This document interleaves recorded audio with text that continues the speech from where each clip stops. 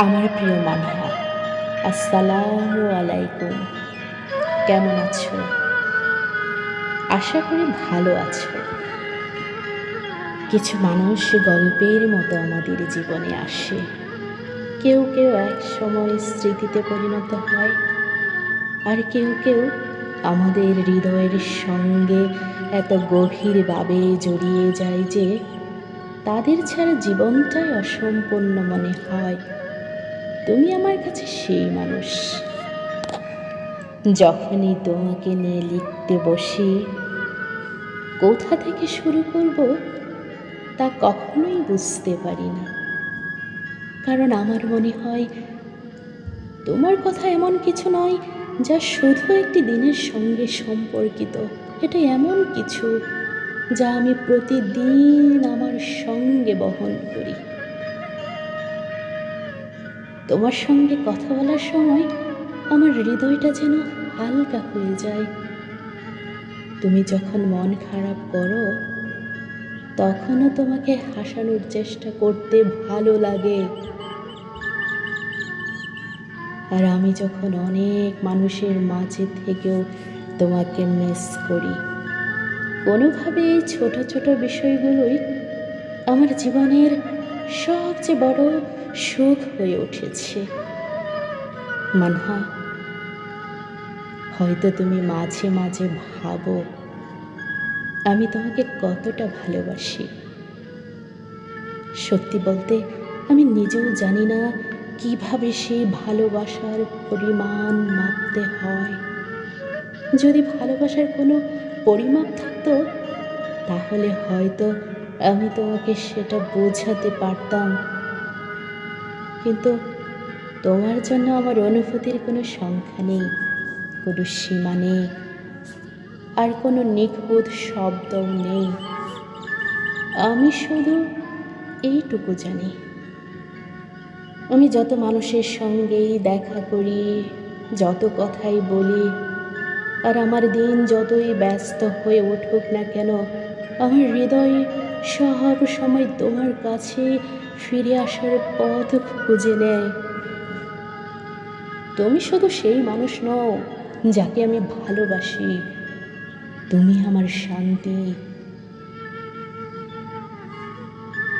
যেদিন পৃথিবীটা খুব কঠিন মনে হয়, সেদিনে তোমার কথাই আমার মনে পড়ে। যেদিন আমি একা অনুভব করি, সেদিন আমি তোমাকেই খুঁজি। আমার সবচেয়ে আনন্দের এই দিনগুলোতেও আমি চাই তুমি আমার পাশে থাকো, যাতে সেই আনন্দটা তোমার সঙ্গে ভাগ করে নিতে পারি। আমি তোমাকে এই প্রতিশ্রুতি দিতে পারি না যে আমি সব সময় নিখুঁত থাকব। আমি ভুল করব, কখনো কখনো হয়তো তোমাকে বুঝতে ব্যর্থ হব, কখনো কখনো না চাইলেও তোমাকে কষ্ট দিয়ে ফেলতে পারি। কিন্তু আমি একটি প্রতিশ্রুতি দিতে পারি, তোমাকে হারানোর চিন্তাকে আমি কখনোই হালকাভাবে নেব না।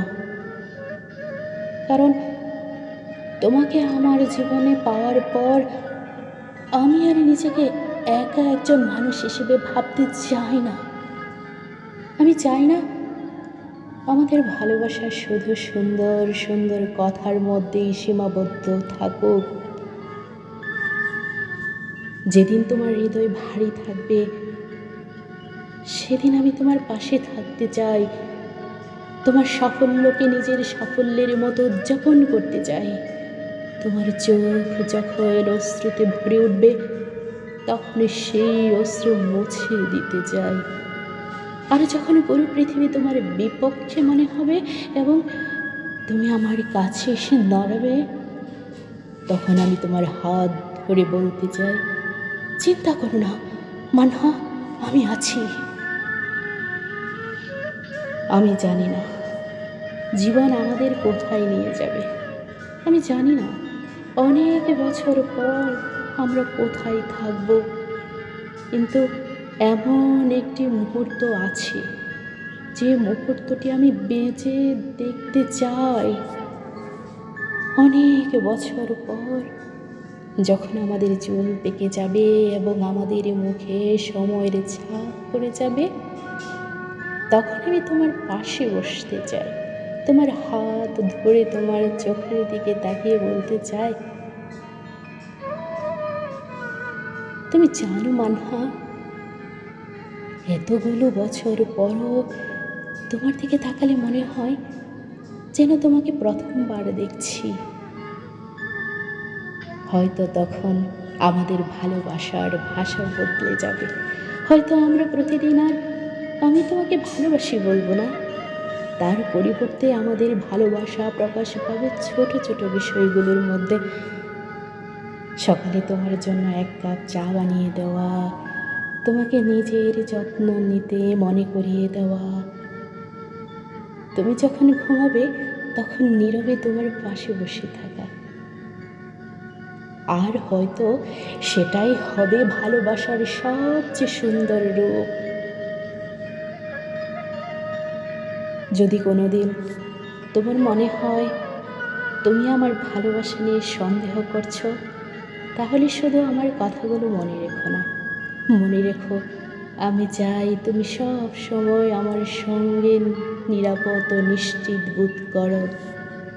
কারণ ভালোবাসা শুধু আমি তোমাকে চাই বলার বিষয় নয়, ভালোবাসা হলো এমনভাবে বলতে পারা, তোমার সুখ আমার নিজের সুখেরই একটি অংশ হয়ে গেছে।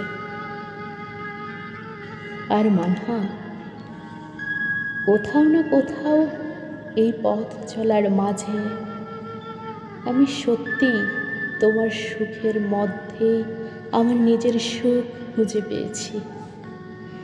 তাই এই চিঠিটা শেষ করার আগে আমি শুধু চাই তুমি একটি কথা মনে রাখো, তুমি আমার জীবনে এসেছো এবং আমাকে শিখিয়েছো যে ভালোবাসা শুধু কাউকে নিজের কাছে পাওয়ার বিষয় নয়, ভালোবাসা হলো কাউকে নিজের হৃদয়ের এত গভীরে একটি জায়গা দেওয়া, সেখান থেকে তাকে আর কখনো সরিয়ে দিতে ইচ্ছে করে না। সেই জায়গাটি তোমার, সব সময় তোমার। এটি তোমার অনন্ত